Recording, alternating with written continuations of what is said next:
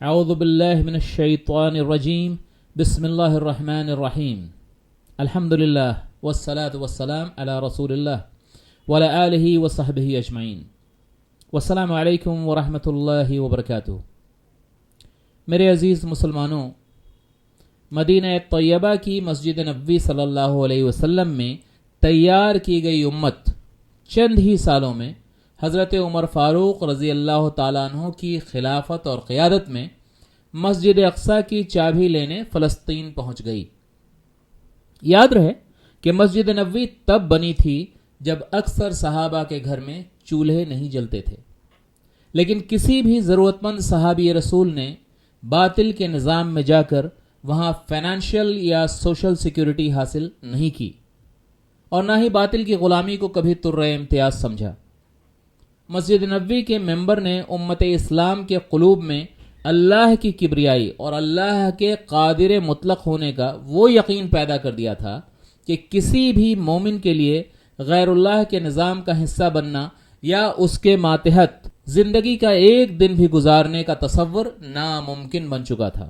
تاریخ شاہد ہے کہ اذان کی پرنور آواز مدینے کی مسجد نبوی سے اٹھی اور کرۂ ارض کے مشرق و مغرب، شمال و جنوب تک زمین پر بسنے والی لگ بھگ ہر انسانی بستی کے کانوں تک پہنچ گئی۔ پھر قرآن کے کلمات رب العالمین نے مومنوں کے قلوب اور بازوؤں کو اتنی توانائی بخشی کہ زمین پر پھیلے کفر اور ظلم کے نظام نے ان کے سامنے دم توڑنا شروع کر دیا۔ کفار و مشرکین، ظالمین اور مفسدین فی الارض کی شکست فاش اور ہر محاذ پر ایمان والوں کا بول بالا ہونے کے پیچھے قرآن کریم کی یہ آیت ان الذين آمنوا وعملوا الصالحات لهم جنات النعیم کار فرما تھی، اور اسی عامل الصالحات نے نظام باطلہ کو جڑ سے اکھاڑ پھینکا۔ شرط یہ تھی کہ جس کسی نے ایمان لایا، یعنی ان الذین آمنوا، اس نے وعملوا الصالحات کیا، اور یہ کرنا ہی تھا۔ صالحات عربی کا لفظ ہے جس کا مطلب ہے بگڑی ہوئی چیز، بگڑے ہوئے مزاج، بگڑے ہوئے حالات کی تصلیح اور تصحیح کرنا۔ اور ایمان لانے کے ساتھ ساتھ کورس کریکشن کا یہ ٹاسک ہر مومن کے روزمرہ کی زندگی کا اہم ترین حصہ تھا۔ یہ سب کچھ بہت مستعدی کے ساتھ چل رہا تھا، لیکن دوسری طرف ابلیس بھی چپ چاپ بیٹھا نہیں تھا۔ اس کی فوج مسلمانوں کے ایمان اور عقیدے پر وسوسوں کی بوچھار کر رہی تھی۔ مومنین قرآن پر تھے، اور وہ شیطانی وساوس اور مفسدین فی الارض کے حملوں کے مقابلے میں بنیان المرصوص بنے ہوئے تھے۔ وہ اس آیت واعتصموا بحبل اللہ جميعا ولا تفرقوا پر جمے ہوئے تھے، اور تفرقے اور فرقے بازی اور آپسی توڑ پھوڑ کے تصور سے بھی پاک تھے۔ مسلمان ایک امت تھی، کئی فرقوں اور جماعتوں کے آپسی رسہ کشی کا مجموعہ نہیں تھی، لیکن شیاطین کی مسلسل کوششوں کی وجہ سے پہلے چند ایک مسلمانوں کے ہاتھ سے حبل اللہ چھوٹا، اور پہلی بار ایک ڈسکنیکٹڈ گروہ کا جنم ہوا جس نے اللہ کی حکمرانی کے بجائے انسانی اقتدار کو مقدم سمجھا۔ متاع دنیا نے آخر ان کے قلوب کو رجھا ہی لیا۔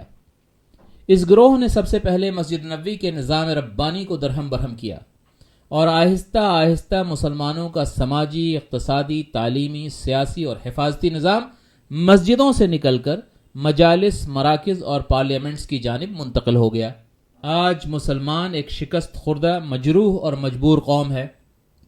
ان کی مساجد ویران ہیں۔ ان کے سینٹر آف اسٹرینگتھ یعنی مساجد پر صدر اور سیکرٹری نامی مخلوق مسلط کر دیے گئے ہیں، جنہوں نے اللہ کے گھروں پر تالے لگائے ہوئے ہیں۔ یاد رہے، نظام ربانی کی واپسی اس وقت تک ممکن نہیں ہے جب تک صدر اور سیکرٹری نامی ان غیر شرعی کارندوں کو مسجد کی کارکردگی سے دستبردار نہ کر دیا جائے۔ اللہ کے رسول صلی اللہ علیہ وسلم نے جب مسجد نبوی کی تعمیر کی تو کسی کو اس کا صدر یا سیکرٹری مقرر نہیں کیا۔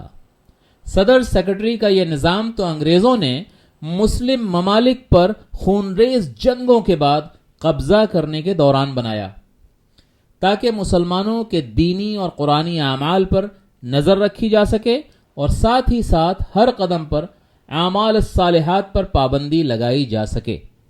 نتیجہ یہ ہے کہ آج مسلمانوں پر ہر طرف سے حملہ ہے، کیونکہ مسلمانوں کے جان و مال، عزت و آبرو کی حفاظت کے مراکز یعنی مساجد پر نظام باطلہ کے کارندے مسلط ہیں، جو مساجد میں احیاء القرآن کی کسی بھی کوشش کو ناکام بنانے پر بضد ہیں۔ مسلمان جس دن اپنی مسجدوں کو ان غیر شرعی کارندوں سے آزاد کرا لیں گے، اسی دن سے اس قوم کا عروج شروع ہو جائے گا۔ اب یہ فیصلہ ہمارے اور آپ کے ہاتھ میں ہے کہ ہماری مسجدوں کا نظام قرآنی آیات پر چلے گا یا انگریزوں کے بنائے ہوئے ان کارندوں سے۔ وما علینا الا البلاغ والحمد للہ رب العالمین والسلام علیکم ورحمۃ اللہ وبرکاتہ۔